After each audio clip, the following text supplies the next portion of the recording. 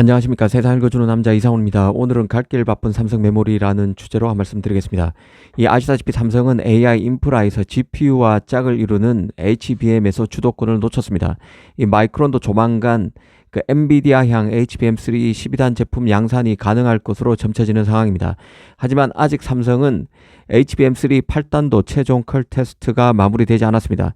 물론 최근 삼성 CEO가 엔비디아 본사가 있는 세너제이로 날아가서 HBM 설계를 바꾼 HBM3 제품을 가 관련한 논의가 있었다는 보도가 나온 만큼 조만간 컬 테스트 마무리와 함께 엔비디아로 HBM3 8단과 12단 납품을 본격화할 수 있을 것이란 기대감은 여전히 잠복해 있는 상황입니다. 사실 삼성이 깝깝한 것은 HBM뿐만 아니라 기존 레거시 D램에서도 주도권을 경쟁사에 넘겨줬다는 데 있습니다.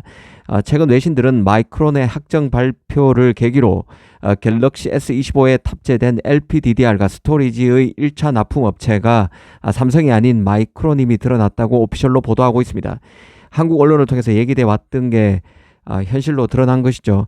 이 마이크론은 X 계정을 통해서 갤럭시 S25 시리즈에 마이크론의 LPDDR5X 메모리와 스토리지가 탑재되어 있다고 공식화했습니다.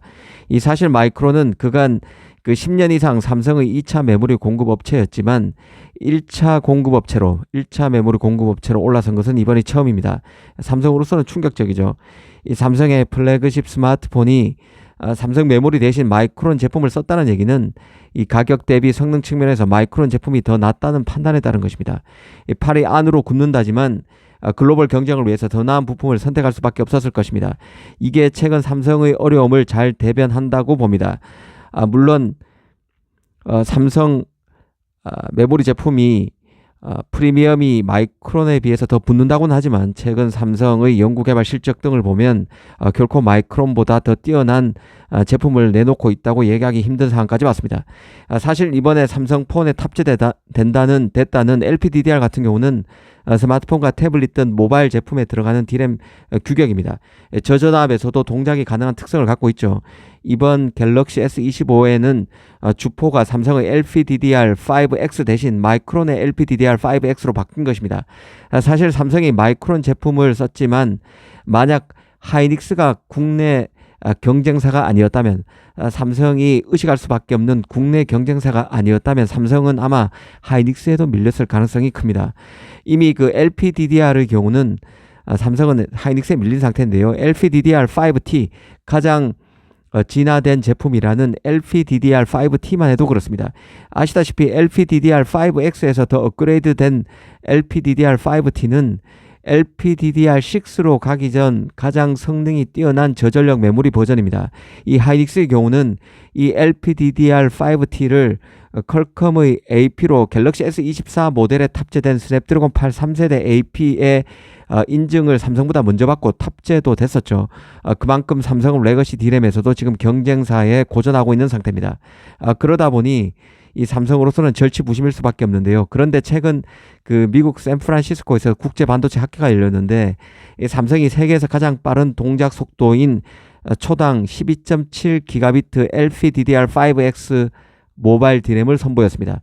지난해 2024년 상반기 발표됐던 초당 10.7기가비트보다 더 성능이 좋은 제품을 내놓은 것입니다. 사실 LPDDR5 사양은 2019년에 도입된 저전력 메모리인데요. 당시 데이터 전송 속도가 초당 6.4기가비트였습니다. 그런 게 2021년 데이터 전송 속도가 8.5기가비트로 더 높인 LPDDR5X라는 사양의 확장 버전이 나왔고, 이것마저도 일부 사용자에게는 충분하지 않았기 때문에 마이크론, 삼성, 하이닉스가 LPDDR5X의 데이터 전송 속도를 지난 2023년에 9.6기가비트로 더 높였었습니다. 그런데 삼성이 지난해 2024년에 10.7기가비트에 이어서 이번에 12.7기가비트 데이터 전송 속도를 가진 LPDDR5X 모바일 D램을 출시했다고 이해하시면 될 것 같습니다. 이 삼성으로서는 갤럭시 S25에 굴욕적으로 마이크론의 메모리 탑티어 자리를 내줬습니다. LPDDR5X 제품에서 갈목할 만한 성과를 내지 못하게 되면 올 하반기에 나오는 갤럭시 Z 폴드 7, 플립 7 제품에서도 마이크론의 메모리가 우선 공급될 가능성이 있다고 봐야 합니다. 이런 맥락을 한다면 이번 샌프란시스코 학회에서 삼성이 데이터 전송 속도를 더 높인 모바일 D램을 선보인 게 예사롭지 않다는 생각입니다. 사실 엑시노스 2500 같은 경우도 그런 것이죠.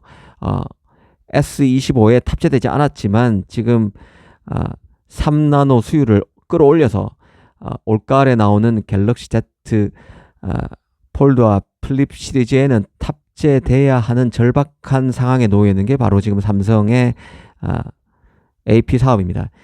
사실 삼성은 지금 종합 반도체로서 위상이 많이 흔들리고 있는데요. 당장 그 S25만 해도 메모리는 마이크론, AP는 퀄컴의 스냅드래곤 8 엘리트가 전량 탑재됐습니다. 그리고 여기에 갤럭시 폰의 AP 제작사도 삼성 3나노가 아닌 TSMC의 3나노 2세대 노드인 N3E죠. 우려되는 것은 파운드리에 얼마 되지 않은 물량도 지금 경쟁사에 뺏기고 있는 상황입니다. 가령 퀄컴의 중급 AP라고 하는 스냅드래곤 6 시리즈, 스냅드래곤 6 4세대 AP도 원래 삼성 파운드리가 맞다가 이번에 또 최근에 TSMC에 내줬습니다. 삼성으로서는 이대로 가면 메모리 파운드리 세트 부분 모두 반전이 쉽지 않은 상황인데요. 이번에 LPDDR5X의 업그레이드 버전을 계기로 다시 부상의 계기를 잡아야 한다는 생각입니다. 이 파운드리의 경우는 최근에 그 4나노 수율이 70에서 높게는 80% 수준까지 오르고 있다는 보도도 나오고 있습니다. 그래서 주문형 반도체 칩 유치가 살아나고 있다는 얘기도 나오는 상황입니다. 특히 중국 업체를 중심으로 자체적으로 설계된 칩을 유치하는 상황이라는 얘기가 나오고 있습니다. 3나노에서 워낙 뒤져 있기 때문에 2나노에서 만회하기 위한 노력도 지금 가열차게 진행 중인데요. 삼성으로서는 올 연말 2나노 1세대 노드인 SF2 노드 테스트에서 안정적인 수율로 2나노를 런칭하는 목표를 잡은 상태입니다. 인텔은 1.8나노에서 지금 갈목할 만한 성과를 내고 있다면서 인텔 엔지니어가 TSMC로 경영권을 내줘서는 안 된다는 얘기까지 하고 있는 상태입니다. 지금 TSMC도 2나노 시범 생산 수율이 60%라는 얘기가 나오고 있는 상태죠.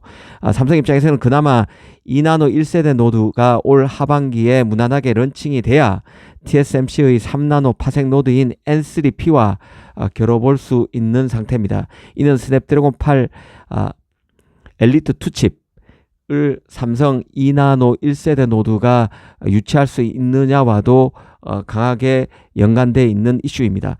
물론 현재 외신에서는 이 물량마저도 퀄컴의 스냅드래곤 8 엘리트 2칩도 TSMC의 3나노 파생 노드인 N3P로 전량 수주될 것이라는 얘기가 강하게 돌고 있습니다. 이 HBM 같은 경우는 그나마 주문형 반도체 칩의 성장률 덕분에 엔비디아 납품이 늦어지는 부분을 커버하고 있는 상태인데요. 대만 디지타임스 같은 매체 같은 경우는 주문형 반도체, 즉 자체 AI 칩 성장률이 앞으로 4년 뒤인 2028년까지 연평균 52%에 이를 것으로 보고 있습니다. 그만큼 엔비디아의 값비싼 칩을 대체하기 위한 시도가 현실로 이어지고 있고 앞으로 이 자체 칩 부분에서 성과도 기하급수적으로 늘어난다는 뜻입니다.